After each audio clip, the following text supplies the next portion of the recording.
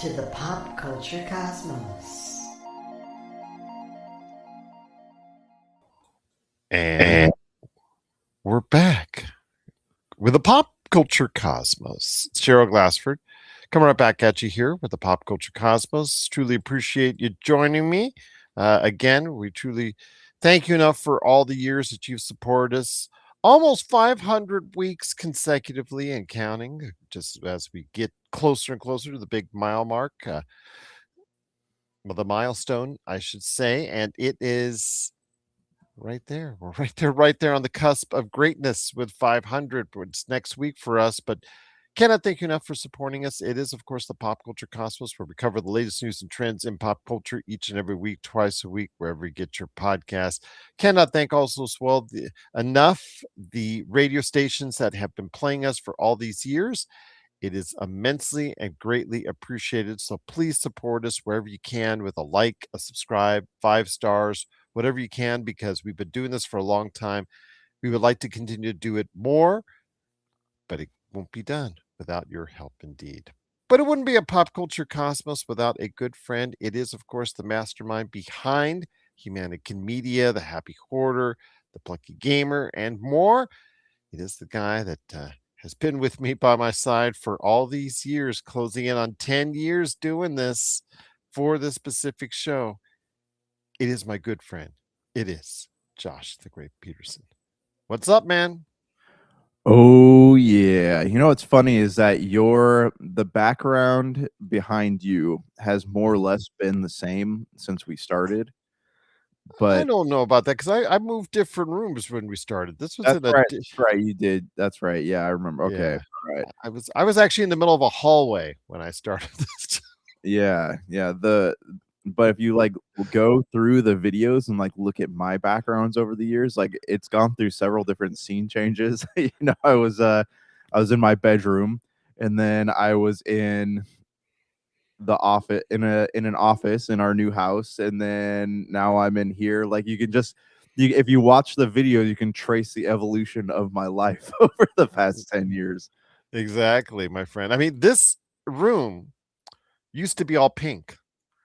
Because it used to be my girls' room. Because 10 years ago, they were, or at least 9.5 years ago, they were still using this as a playroom. So when they stopped using it, I just said, "Hey, girls, you haven't used this well. Can I take over?" And they said yes. And I've been able to. Well, it was a great day when I was able to change all this over, paint it up, and put up my pop culture, which my wife just like, "What are you doing here?" She even says that the other day, and she looks at my wall behind me, and she says, "What are you doing here?" It's again, it's an amalgamation of my entire life and what I do on pop culture and sports. I cover the Lakers, I cover pop culture, and it's an amalgamation of both. I'd like it, but I know it's not for everyone. But I know it's busy. I know it's got a lot of stuff there, but it's part of me, and it's part of who I am, and part of who I still want to be. Hey, it looks good, man. You keep doing your thing, right? Like I wish I had a wall behind me where I can hang stuff up. All you get to see is that Santa Claus that's been sitting behind me for the past month. That's true. That's true indeed. I didn't want to say anything, but yes, there it is. There he goes. Indeed. At least you don't have the Christmas lights still up. Yeah, this is true. I didn't even put them up this year. Our lawn's so bad I couldn't get to the roof. But it is the pop culture cosmos. Thanks so much again for joining us. We've got a lot to discuss, my friend, today, including some good things in regarding Crimson Desert and its early signs, both good and bad. Daredevil season 2. Your thoughts on that? Because you're still a big fan of the series. We go ahead and we'll. I still want to say we will honor Chuck Norris, rest in peace. But I know that a lot of people are not exactly in love with that, so we will explain why.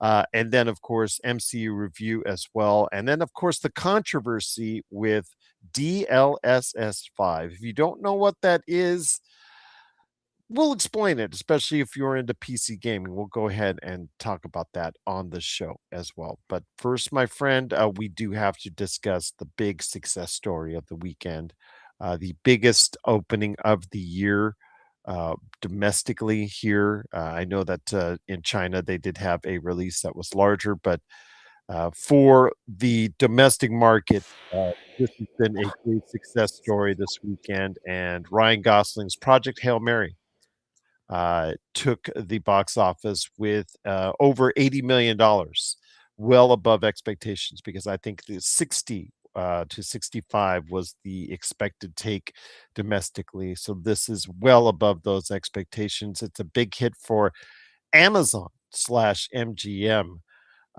So they are really excited about what's going on. It's Amazon's first big hit in a while. It's big hit, biggest hit ever for them, actually, quite honestly, until we see what happens with the James Bond series, is my guess. But your thoughts, my friend, on Project Hail Mary? I really want to see this movie. I've been trying to ask my family. They just none of them seemed just like interested. So I'm gonna have to go ahead and just watch it myself, hopefully as early as this week. Your thoughts on the big success? Good reviews for it.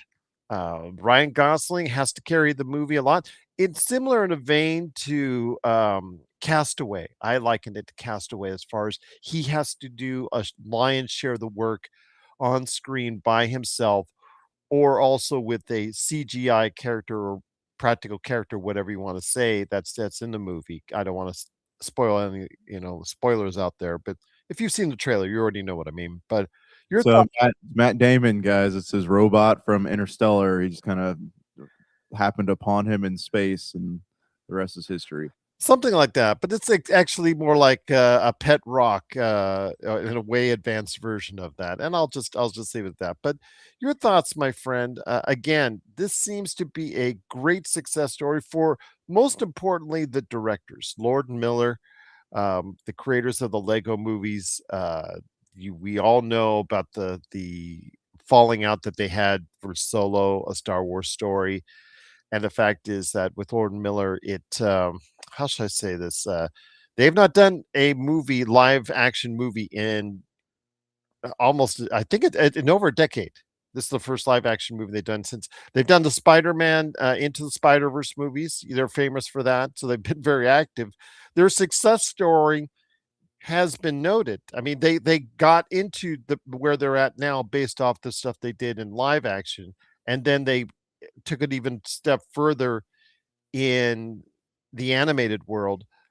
They had the misstep with Solo, a Star Wars story, because they left that project with Star Wars, and I wish they kind of would have stayed in there. But your thoughts, my friend, on Project Hail Mary, the book adaptation?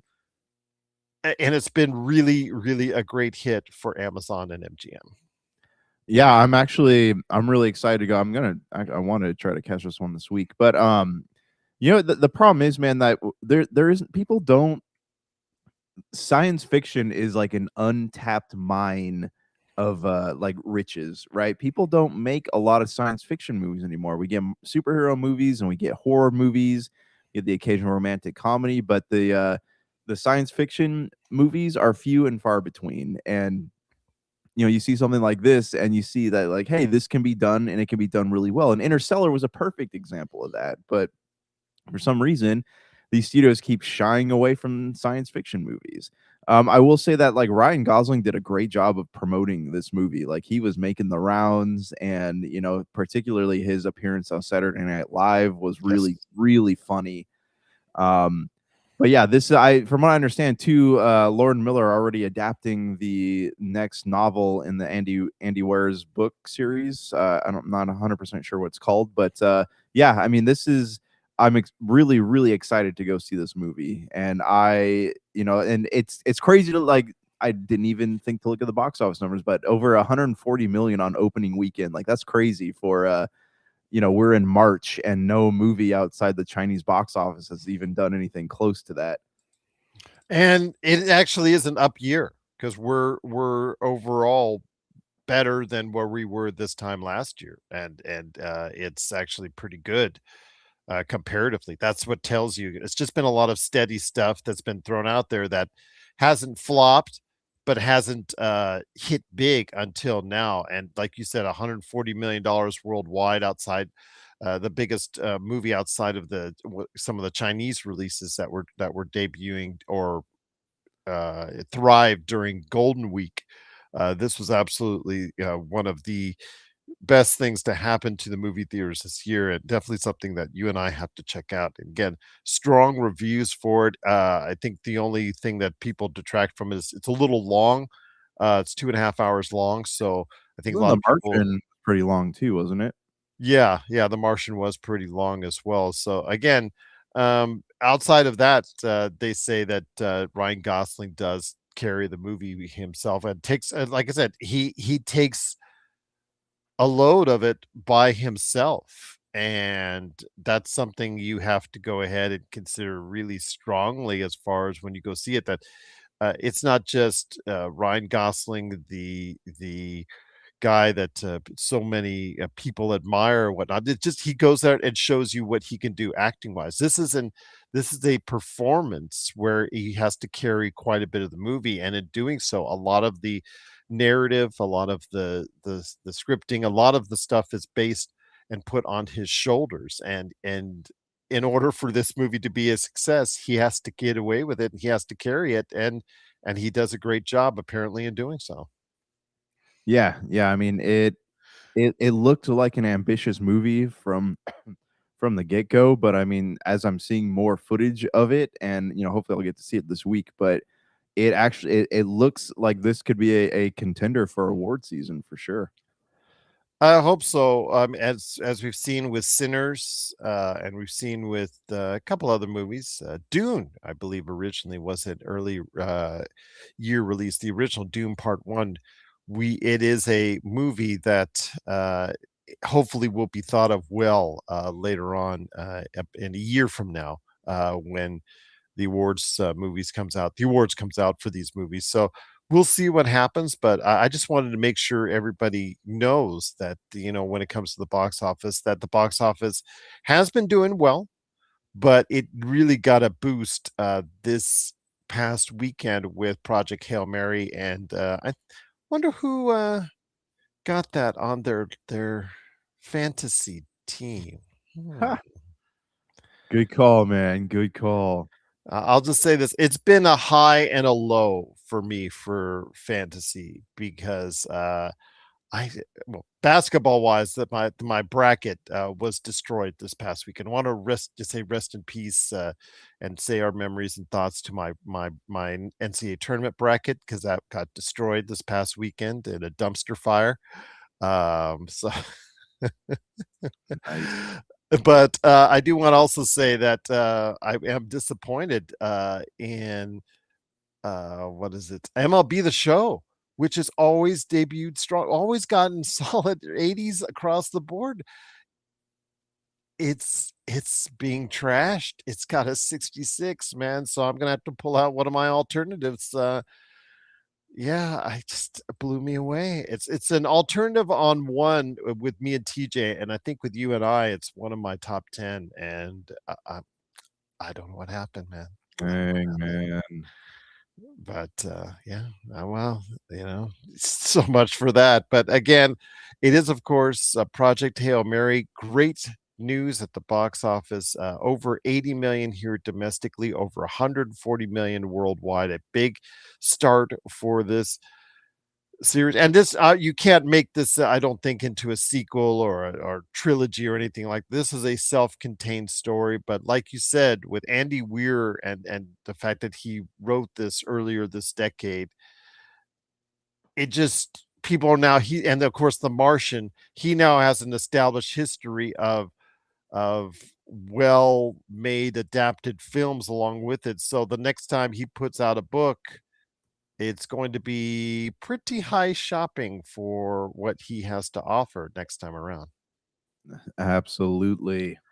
Yes, absolutely indeed. So let me know your guys' thoughts out there on Project Hail Mary. Have you gone to see the latest as far as the big box office hit, of course, within Project Hail Mary? Please let us know your thoughts on Project Hail Mary. Have you enjoyed it? Did you get a chance to check it out? Please let us know. Popculturecosmos at yahoo.com.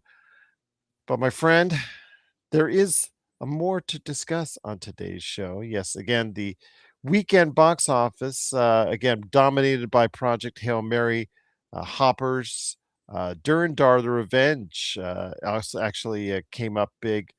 Ready or Not 2, Here I Come was, I'd say disappointing because it came in fourth behind Durandar the Revenge. They were hoping that it might come in second place, but it doesn't look like that resonated with audiences. But yeah, there you go from there, but still some big numbers. Scream 7 is now achieved over $100 million domestically. It's one of the, it's actually the probably the biggest hit of all the Screams. So yeah, some decent numbers out there from the box office, but I know that we're looking forward to more when it comes to the box office. So I can't wait to see what's going on there. When it comes to movies that you're excited for, is there anything you're getting in anticipation for? Because I know it's still over a little over a month away, but you know, the May season of movies is coming around the corner. Is there anything that you're seeing that coming out that you're enjoying, that you would love to see? I know that Dune Part 3, that trailer dropped last week along with Spider-Man Brand New Day. And while Spider-Man Brand New Day, the trailer hit record numbers for in the first 24 hours as far as viewing. Yeah, that was crazy, man. And seeing Frank Castle on there, dang. Yeah, I kind of think Dune Part 3 looks a little better to me. You know, Sorry. the Dune Part 3, like, I don't know what's going on in this movie. Like, are they so I've read the book and I've seen the old movies. So there's a lot in there, and I'm what I'm seeing in the trailer is showing me that they have definitely are cutting things out that was in the book, you know?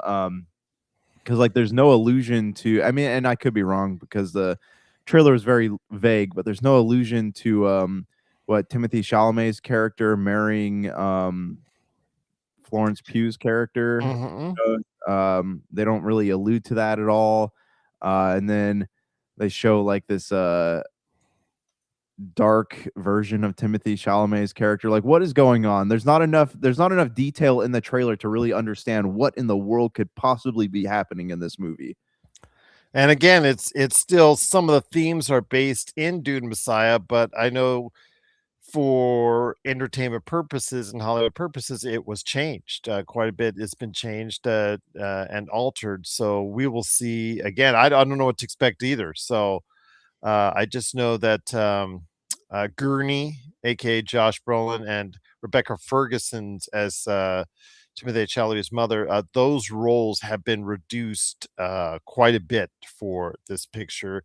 Jason Momoa is coming back, and people are wondering, well, didn't he die in the first one? He did, but he gets resurrected per se with a clone, I guess, and the clone may not have the best of intents as far as is concerned. That's all Yeah, I know. Lucas guys, man.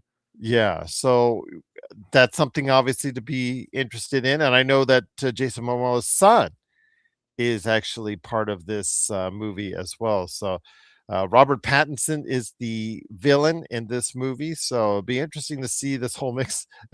You know, if you don't get your fix with the upcoming movie with Robert Pattinson and Zendaya, you're going to get them later on in the year as well. In fact, actually, he asked Zendaya while they were filming the movie upcoming together that they're doing together, hey, what about those Dune movies? And I guess that got the ball rolling as far as Oh, getting him in there. So, yeah, it doesn't hurt to ask on the set. Hey, what about no, those Dune movies, man? They look yeah, really good. Can you get me an in? Can you get me an in? So sometimes it's not what you know; it's who you know. Here we yeah. are in Hollywood, my friend. But again, your thoughts on that, or also as well, Spider-Man Brand New Day trailer, which featured, of course, Tom Holland's Spider-Man character.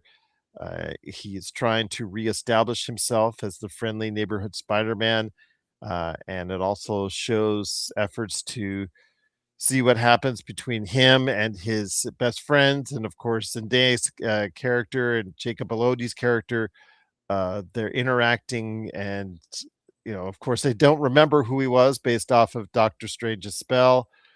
Do you think Are we're you? gonna the Hulk in there at all? I know we saw Bruce Banner, but are we going to see the Hulk?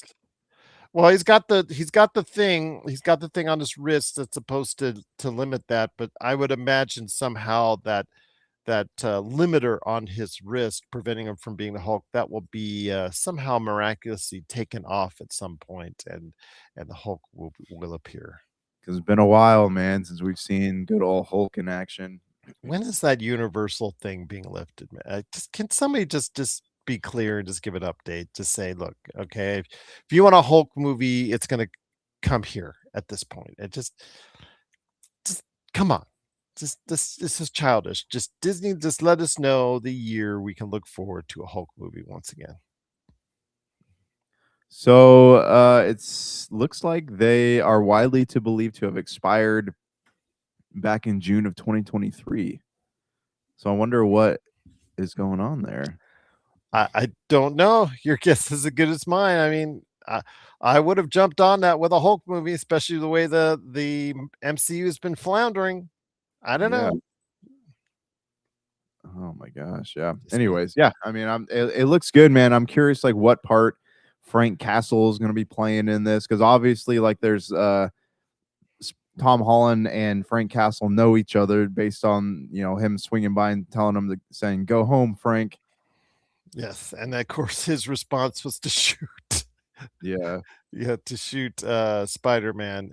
So we will see how that lays itself out. And he can't be as over the top vulgar, for lack of a better word, in this movie than he is normally, like in Daredevil Born Again 2, which we'll talk about here in a second. But it's just interesting to see how this gets itself laid out. And that's also one thing I want to mention, because it was talked about as far as I don't see Kingpin as mayor in this film, and I don't hear much in regards to Charlie Cox's role, if any, in this film, which I don't get it. Just spend the money to go ahead and have them interact with each other in full. I just don't understand why you don't take these opportunities to do so. Yeah, because the Hand seems to be a pretty prevalent force in this movie. So why would you have the Hand and not have Daredevil in there in some form? Again, it spend the money. You're going to make $800 to $1 billion, 800 million to $1 billion on this movie. Yeah, as far as that's what you're going to get. It's expected to take, if not more, and to just not be able to get this whole thing together. If it doesn't work organically in the story, I get that. I understand that, but it's hard to believe all this stuff is going on without Daredevil presence in any shape or form. Yeah. Kingpins as well. So yeah, I don't and maybe there's some weird like legal things between the book, the shows and the movies. I don't know, but like, yeah, it seems everybody wants it. Just give it to us, man. Like, why? We don't want the Punisher in this movie. We want Daredevil. Give it to us. I mean, you've had Charlie Cox in the movie. You've had his character. Yes. In the in the previous movie. So I just don't get it. I don't understand it. It just makes no sense. Give the people what they want with a full-on Daredevil underlying. And because you're already in Daredevil season 2, and let's go ahead and segue into that, Daredevil Born Again season 2, which comes out this week on Disney Plus. You're already alluding to the fact that the Defenders are getting back together, or they're coming back on screen and interacting with Daredevil, starting with Jessica Jones, and Luke Cage has been talked about, and coming back into it, and Iron Fist as well. So again, it just seems like you're getting all this stuff together, but try to go ahead and work with Sony on making it a cohesive blend, a cohesive fix, because you can't realistically have these stories take place in the same universe, take place in the same time, and just one member of all the Defenders, aka Frank Castle, be, or he's not officially a Defender, but Frank Castle relating to Daredevil, just be there and not everyone else. It just seems kind of, you have to stretch your imagination pretty far. Yeah. Yeah. It's I know Charlie Cox has repeatedly denied not being in the new Spider-Man, but Who knows? Maybe with this season of Daredevil, we'll figure out, something will explain where everybody's at, what's happening. But yeah, I mean, there have been rumors of Finn Jones has stated he is coming back as Iron Fist. I don't know about what's his name, Luke Cage. Cage. I don't know about his actor. Jessica Jones, we've obviously seen is coming back. But yeah, it'll be interesting to see like what happens next, because Daredevil Born Again was only contracted for Charlie Cox was only contracted for 2 seasons of Daredevil Born Again. So I'm curious, like it'd be dumb to discard this character. He's so stinking popular. So what would you do with him next? Oh, in recent months, Luke Cage actor Mike Coulter has cryptically talked about on social media a possible return to the character, aka it's probably coming. So, Good, 'cause we don't want him back in Halo. That was a pretty bad. That character was terrible, man. Well, what are you talking about here? Halo the series? Wasn't he in Halo? Wasn't that the actor that was in Halo? He played the John Locke, right? In Halo 5. Wasn't that him? Oh, yes. As far as the Halo games, so they're talking about Halo Yeah, series. sorry, yeah. Yeah. You had me shuddering there for a second when you bring back the Halo TV series, but like you said, Halo 5 wasn't exactly his shining moment as well. But that was the way, it's because his character was presented. I think in that case, it just everybody wanted more of Master Chief, and it's tough when you're being introduced into this world, and this world's already been established by another character. That was kind of a faux pas on the part of I think what. Uh, 343 at that time and Microsoft Studios. So yeah, absolutely. Don't get me started on that whole thing, because that's going to take us down a dark road that I don't think we want to go down to. But I do see a reunion of the Defenders at some point. But it just, again, Sony dish out the extra bucks. Marvel, Disney, go ahead and do what you can to work out cohesively. I just want cohesion. It just makes more sense. I mean, you cannot tell me all the stuff that goes on in that's these big battles with Spider-Man is going to do with the Lizard, or whoever it is, the Hand, or whoever it is that's going to be involved in this film, and not have more presence with not just, of course, the Punisher, but the rest of the Defenders as well. Yeah. But again, we will wait and see. But again, if you have seen the Spider-Man Brand New Day trailer, Dune Part 3, again, I kind of like Dune Part 3 a little better. That's just me. But I'm still going to see both. And then also as well, of course, what's going on with Daredevil Season 2, Daredevil Born Again, which comes out this week. Please let us know, popculturecosmos@yahoo.com. But any last thoughts, my friend, before we hit the break? Hey, what do you think? The all the kids in the school I teach, they're talking about this movie called The Back Rooms. Have you seen anything about that? Or it's like there's all these videos being posted online of like saying like, people wandering around something called the back rooms, like they're like back rooms between realities and stuff. And a YouTuber has made like a horror movie out of it. Well, it's A24, of course. A24, yeah. Yeah, that's coming out. It's coming out. It's got a Christmas release, which I'm assuming they will change, because if it says December 20th on here, as far as release date, but I think that'd be absolutely mind-numbingly stupid to do, on the fact that right now you've got Dune 3, Yeah. and a little Marvel movie, aka Avengers Doomsday, like right there. So I don't know what they're going to do, if they're actually going to release that. But yeah, I've seen this, as far as the trailer for it. It's like at least the first glimpse of it. So yeah, I think it's going to be interesting. I think, as far as A24, it's got the clout behind it. They love those kind of weird, off-putting movies. So it'll be interesting to see what happens with what's the back. So I guess my question here is, though, do you think that Minecraft did amazing numbers because it was held up on the shoulders of YouTubers and people who engage in that stuff, going to see it over and over and over again. Do you think that this is going to have similar legs? Would you equate it to the Blair Witch Project in some small way? I guess so, but I mean, this is like there's a video. I think it's based on a video game that is. Gee, what are the odds now of that happening? Pretty high. Yeah. It's a creepypasta horror story from 4chan. So I mean, and I guess same thing. Like, who knows, right? Like, what the internet has become a really weird place, and when we have influencers and content makers making actual things that people can engage in outside of the in movie theaters, like the possibilities are endless, man. Who knows this could completely change the box office, I guess.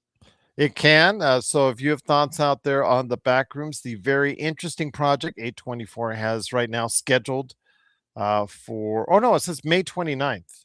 It says May 29th on one, then it says December 20th. Oh, okay, so it's May 29th. It's been moved back from December 20th, 2025. So my apologies on that change. May 29th is it's gonna come out Memorial Day weekend. Challenging Star Wars, so we'll see what happens. But yeah, if you're interested checking it out, that's why the kids are into it, because it's coming out here in a couple months. So let us know your thoughts on Backrooms, Pop Culture Cosmos at yahoo.com. Yeah, just that's interesting indeed, my friend, because again, you have what's there with the Backrooms. A24 looks like it's going to be a Memorial Day weekend release, so I'm interested to see what happens as well. See, I'm interested to see if this is a new type of way of presenting horror to an audience. Yeah, right, exactly. So I mean, I don't know if I'm gonna see it, but like it's got me curious. It's got me curious as well. So go ahead and check out the Backrooms, the video right now, as far as on the trailer, and then let us know your thoughts. Popculturecosmos at yahoo.com. But before we head on out, man, got me a few things to discuss, my friend. Wanted to go ahead and discuss DLSS5 for you PC gamers out there.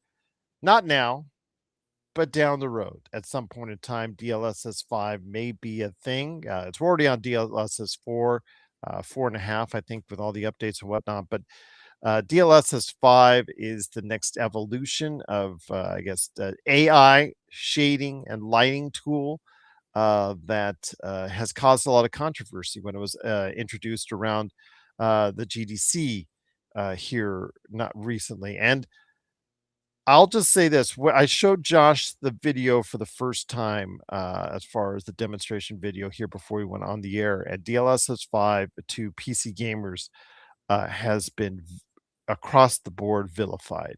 Basically, what it does, it can take an existing game. They had representations of FIFA, of Resident Evil Requiem, of Harry Potter Hogwarts, games like that, and it totally changed Starfield, and it totally changed the looks of these individuals as far as is concerned. Especially, it also takes care that lightens up the background, brings detail to a lot of inanimate objects as well. Your thoughts, my friend, when you saw that DLSS5, because a video. So I want to hear that your thoughts on it, because again, it is causing a lot of major controversy right now. In order to get what we saw, you have to run it on some 5090s, and as you know, 5090 is the preeminent graphics card right now out in the marketplace. And you and I together probably couldn't sell both of our homes and still be able to afford one. So I don't think we're there quite yet for a regular general audience. But the fact that it was shown off and was so vilified shows you a lot of people are both interested and scared of what's to come as far as what AI can do. So yeah, that's kind of where I'm at with this, though, right? It's like it doesn't bother me that much, but also like it does bother me. Like it feels, watching the video and seeing the shader go by, and all of a sudden it goes from this like weird, this clearly video game looking character to something that looks like it's taking place in real time. Like it is a it seems like it's cheating to me, you know. So like how we're able to determine jumps and graphics from one generation to another pretty easily up until this point, right? PlayStation 5 and PS4, like they're you can see the differences, but they're not drastic. Anyways, how are you going to be able to tell, right? Like how are you going to be able to tell it this is cheating? Like it seems like, oh, as long as I have this turned on, everything's going to look real. So when you go to what does this mean for you know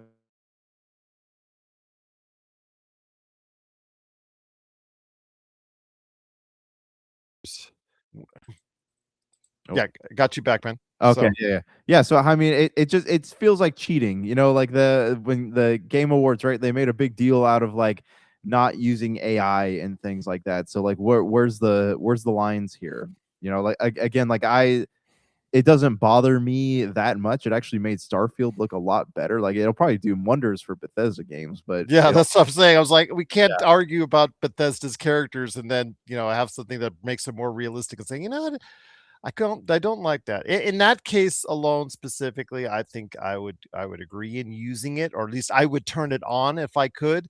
yeah, But I know that for a lot of other people, especially the Resident Evil, I think the fact that Leon and the female lead character, yeah, they were both changed dramatically.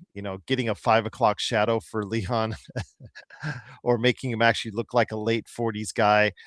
I yeah. think that was probably too much for Resident Evil fans to handle.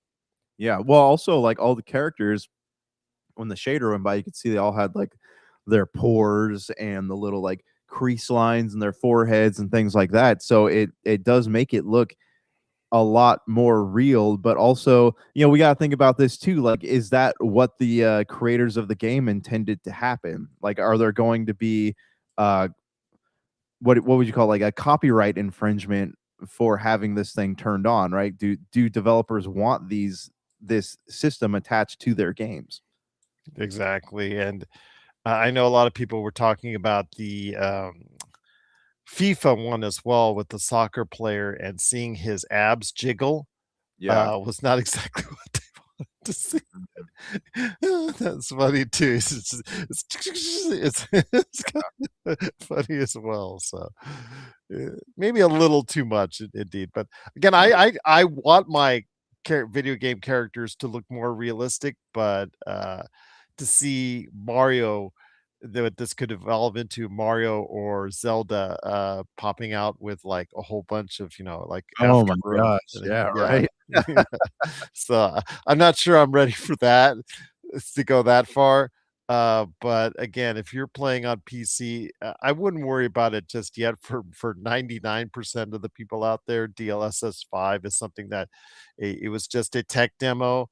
And it's something that maybe I think will be introduced later this year. But again, in order to access it and really get use out of it, you need a really workhorse PC, which right now is pretty damn expensive to go ahead and dish out that money for at this point in time. It just does not seem like it's going to be something that's going to revolutionize the industry until it's able to go ahead and reach a lot more of an audience. Yeah, yeah, I 100% agree. So, what is your thoughts out there on the controversial DLSS5? It's something again that has really gotten a lot of people up in an uproar, a lot of PC gamers up in an uproar. Again, it does provide a shell shock for those who have long viewed the certain games like the Resident Evil games and whatnot. It was like, I didn't know Leon could look like that. So again, if you do not like it, or you do like it, please let us know. The AI slop is the actually words I've heard a lot used with it, so that'll tell you already all you need, a lot of what you need to know. But if you have any thoughts on DLSS5, and if it's the wave of the future, or if it just should just wave on by and wave goodbye, please let us know. Popculturecosmos@yahoo.com. Well, my friend, while we're on the subject of video games, wanted to talk to you about Crimson Desert, which came out last week. I know we touched on it a little bit, last week in advance. The reviews came out and they're solid, my friend. If for an open world game, it does have its bugs, it does have its issues, but came out with a solid 78, I believe, on Metacritic, if I remember correctly. But that wasn't good. That wasn't good enough. So we're at a point, my friend. So get this: we're at a point where a Metacritic, which is I guess a combination of all the different major sites and what they score these games as. So the 78 is the median score for it. Came out, and the stock of the company that made this game fell by 30% that day. That's the type of effect these things can have and Metacritic can have, and I was just like blown away by it.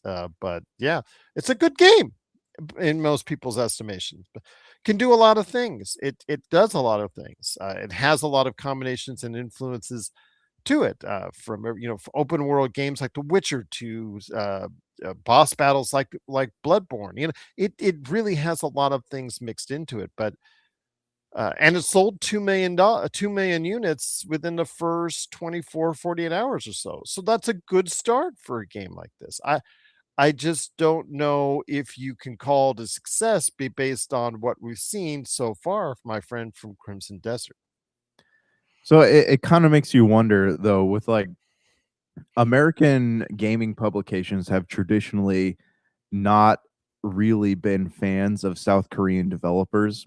I mean, look at the Stellar Blade controversies, right? Like they have, and you know, I don't think any of the characters are over sexualized in this game, but it makes you wonder: are people genuinely not enjoying the game? Like, is it just because they made a game that takes longer than 20 hours to beat? Is it like, what is it about the game? Everyone's saying that there's too many things to do in it, and some of the mechanics are frustrating, but it sounds to me like the game is taking so much crap, but it sounds to me like there's more good in the game than there is bad. So like the it doesn't really make it doesn't make sense to me that they're bashing, saying the game's good and bashing it, and then the game's also sort of like getting a bad reputation, like Yes. it looks beautiful, it looks really great. Like I The plan to play it. vistas are really good. Yes. The draw Yeah. distance. I really like that.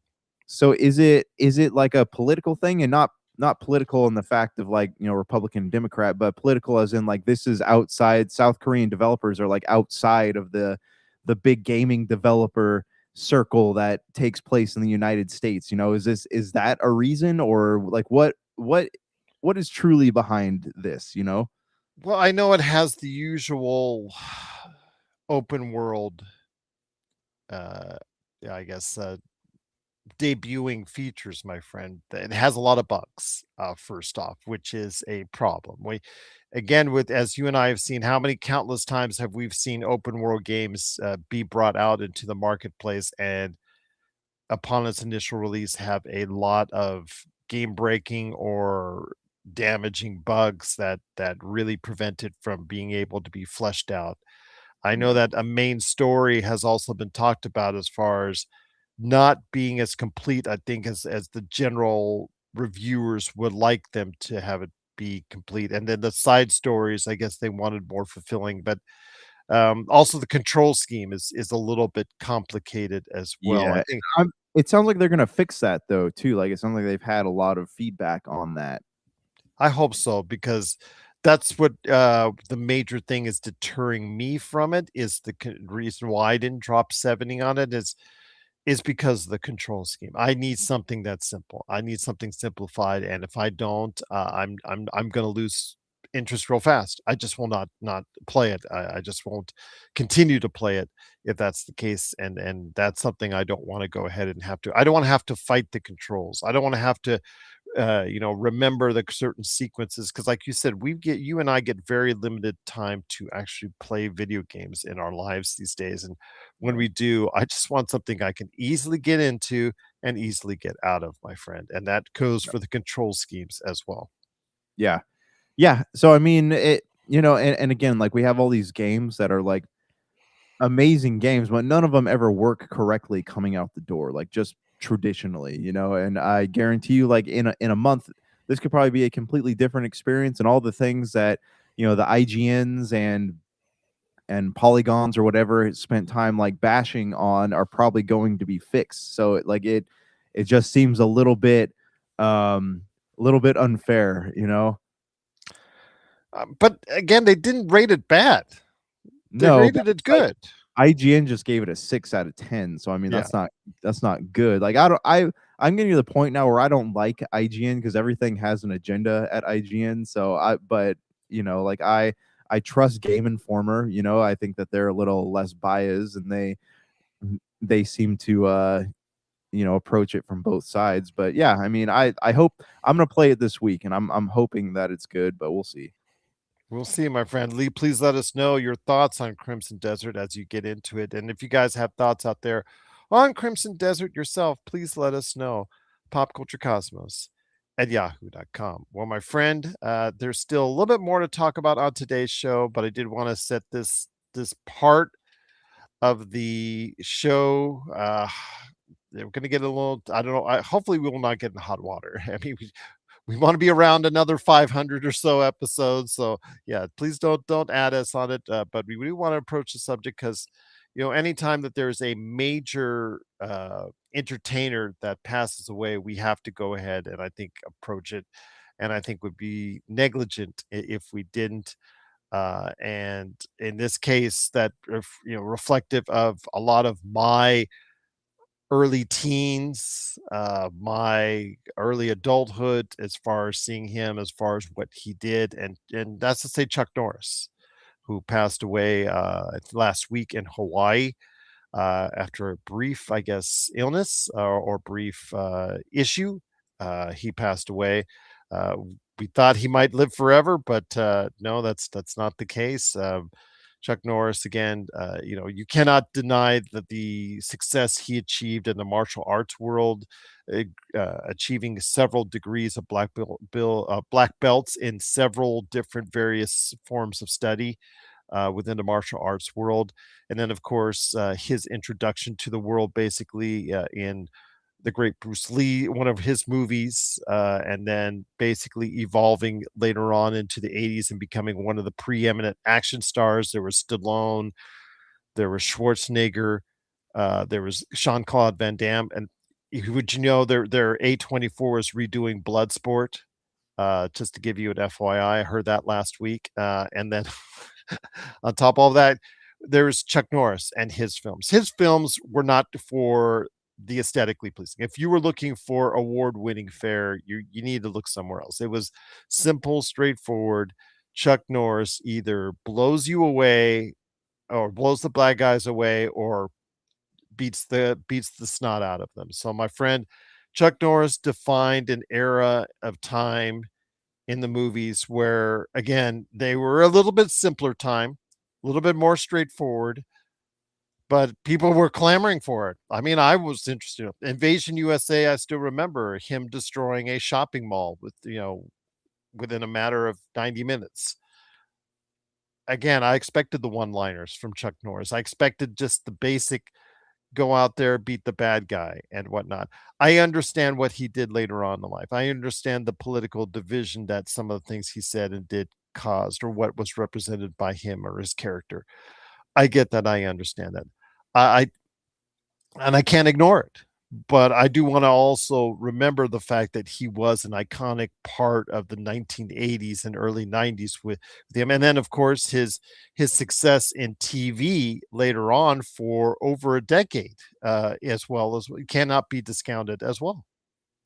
Yeah, it's weird because like if you look at all these actors in Hollywood, like every generation of actors has like a different view on like politics and stuff. And I've kind of learned to just like tune it all out and enjoy art for what it is. But and I look at someone like Chuck Norris, right? Like I would say that like he's a pop culture icon, like he defined an entire, like you said, an entire era. I remember growing up watching Walker Texas Ranger and like going over to my grandparents' house and seeing my grandpa's watching Chuck Norris movies again, like he was he defined an entire what 10 plus year 20 years, I guess, of action films.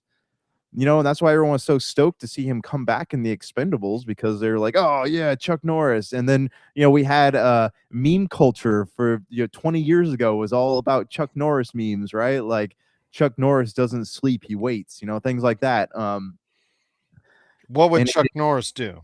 what would yeah, exactly. It's funny. So I've two things here. One, I saw Chuck Norris at Bell County Comic Con last year, and like I sat there thinking to myself, I'm like, man, he looks really like frail. Like it's hard. It's like because right now, like I see my dad, right? I see my dad. I'm like, my dad looks like he's aged, and I've noticed him aging, but he's always just been like this immortal dude to me. Same thing with Chuck Norris. Like, I saw Chuck Norris at Bell County Comic Con, and he's frail, and he can only sit at this table for a couple hours, and he had to get up and like go rest and eat and just make sure he had people taking care of. He had people taking care of him. Yeah, absolutely. Here we go. And Because all like, right. Yeah. Got you back. Go ahead. as I was, hold on one second. I got you. All right. And with Chuck Norris, again, like you said, his legacy for what he's been remembered for, by many, it's going to be remembered. It's going to be remembered for a long time to come. I can't say I blame you as well. But And yeah, he- your thoughts. I mean, just like you said, he had a lot of handlers taking care of him at the Bell County pop culture event. yeah. Sorry, I didn't even like see my internet was going out. Yeah, but yeah, it was hard to see that. And it's funny because like I was looking at you see that and you start to wonder like why do people age? And I was like, well, listen to a podcast and those guys talking about like, hey, the reason that people like get older is because your cells can only multiply so many times before like it could kill you and all this stuff. But it's I don't know, it's interesting. You see it's hard to see your heroes get older, I guess. That reminds me of my dad, and first time I saw that when we were at WrestleMania at the Anaheim Pond, and I just him getting up to the upper rafters, and I spent the whole 2 hours, 2.5 hours looking at him, and not. I don't remember anything of that WrestleMania I went to. All I remember was being concerned of the fact that I had just been so concerned about his health because he was already suffering at that point in time from COPD. So I get it. I mean, when your heroes throughout your life, they start to age and get to a different stage of their life, and it kind of comes as a shock to you. So absolutely, Yeah. I can't say I blame you indeed. Yeah. But Chuck Norris again. Uh, I don't want to discount the politics. I'm not trying to discount the politics. I'm just only trying to focus in for this show. We try to avoid the politics as best we can. What Chuck Norris brought to the industry in movies and television. And I still have that iconic image of him getting out of the big truck with Uzis and just Yeah. blowing away Explosions terrorists. everywhere. Yeah, Yeah. yeah, that's what I remember through a shopping mall. And then when he ran out of bullets, he would go and beat them silly and give them the kick of doom, which he was most notably known for. So again, if you have any memories of Chuck Norris, again, please don't add us, of anything bad. We're not trying to go ahead and discount anything that he said or did later in his life, but again, for a lot of people, millions out there, he was a great source of entertainment for years.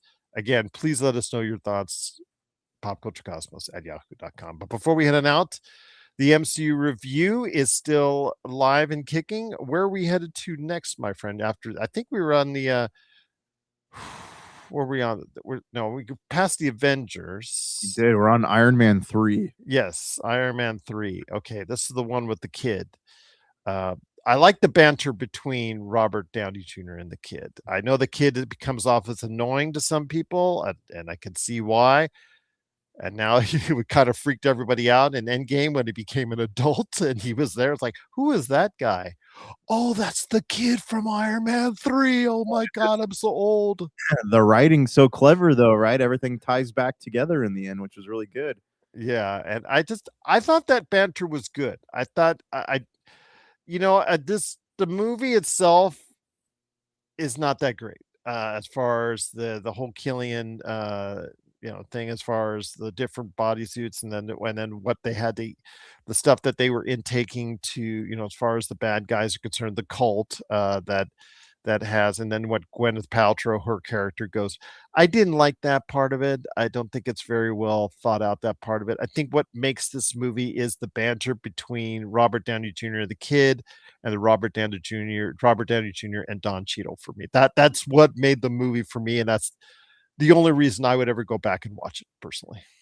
So yes, I agree with you because the director Shane Black, right? He's kind of like the American version of Guy Ritchie. He does the fast talking dialogue, right? The clever jokes. Like I thought Kiss Kiss Bang Bang was an absolutely fantastic movie with Robert Downey Jr. and Val Kilmer.